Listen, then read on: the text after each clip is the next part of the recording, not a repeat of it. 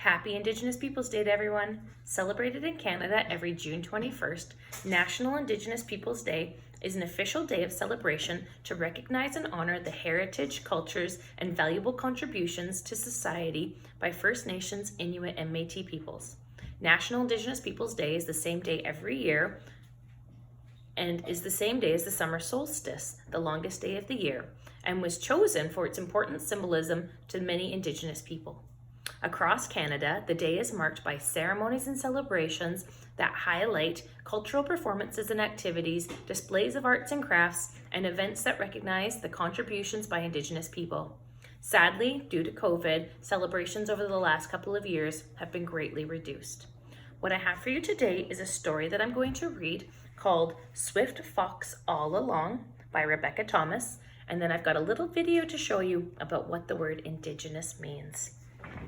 So Swift Fox All Along. Swift Fox's belly fills with butterflies.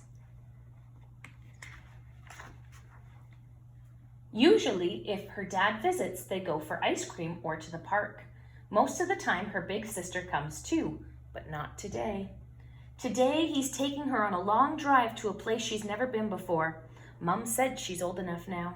Are you excited? Her dad asks. You're going to meet your aunties and uncles and cousins too. Today, you're going to learn how to be Micmac. Dad says he's proud to be Micmac, but what does that mean? Swift Fox eyes the red bundle in the back seat. What's Micmac? It's who you are. From your eyes to your toes, it's what's inside of you. It's how you walk and talk and think, her father winks. Swift Fox already knows how to walk and talk. And how does she think Micmac?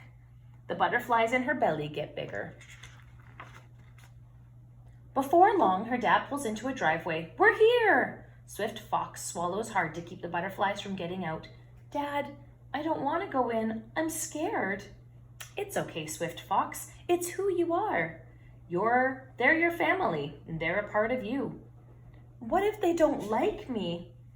What's the matter with you, child? Don't worry, it'll be fine. Before she can say anything else, her dad nudges her into the house. Swift Fox looks around the room. She notices a red bundle like the one her dad had in his car. She wonders what's in it. A woman who looks like her dad walks over. Look at you, my niece. Those freckles sure are cute. All the eyes in the room turn to her. Swift Fox's cheeks get hot. Her heart beats faster. The butterflies want out. We're just about to smudge, a man says, taking a braid of glass from the red bundle. Swift Fox, this is your uncle, her dad smiles. Go on, he's waiting. The butterflies in her tummy grow into birds. But I don't know how, Swift Fox whispers. Sure you do. Her dad nudges her shoulder. It's who you are. Suddenly, Swift Fox's cheeks feel wet. A whine escapes her throat. If it's inside of me, why can't I find it? Swift Fox covers her teared, stained freckles and runs out the door. She spies a space under the porch and crawls in. I can't believe she didn't know how to smudge, one cousin says. Everybody knows how, says another. I'll race you to the store. Swift Fox listens to the voices of her new family drift out the window.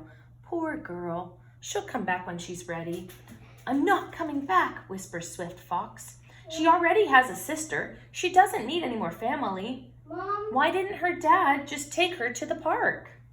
Swift Fox picks at the bandage on her knee. She studies the pebbles on the ground. With her eyes, she traces the edge of the leaves. Mom, shh!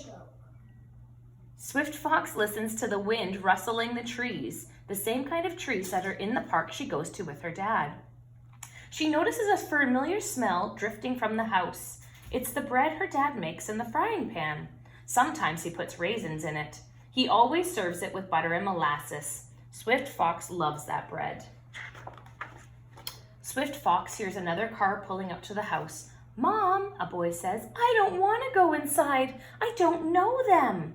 Come on, it's time to meet your cousins. The boy's mom walks up the stairs and into the house. The boy has freckles just like her. He looks like he has a belly full of butterflies too. Who are you? The boy asks. Swift Fox. She stands a little taller. Who are you? Sully, he says. Sully eyes her up and down. Swift Fox feels her cheeks get hot all over again. Who is he anyway? What's that smell? He wrinkles his nose. It's the best bread in the world! My dad puts molasses and butter on it. It's so good. Yeah? Then why aren't you in there eating it? Swift Fox hears her dad's laughter coming from the house. She takes a big sigh. A few butterflies escape. You want to go try some? She starts to climb the stairs. Look who came back, her uncle smiles. I see you've met your cousin. Her aunt gathers them both in a big hug. Are you ready? Asks her dad. Swift Fox's dad takes the braid of sweetgrass and shows her what to do.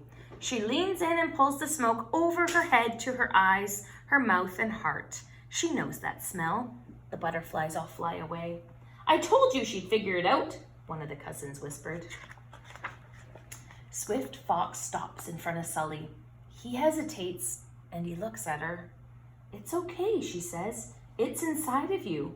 Sometimes it's just hard to find. And that's the end of the story. So now I have a video about what the word Indigenous means. I hope that you guys all have a great day today, and we'll see you outside.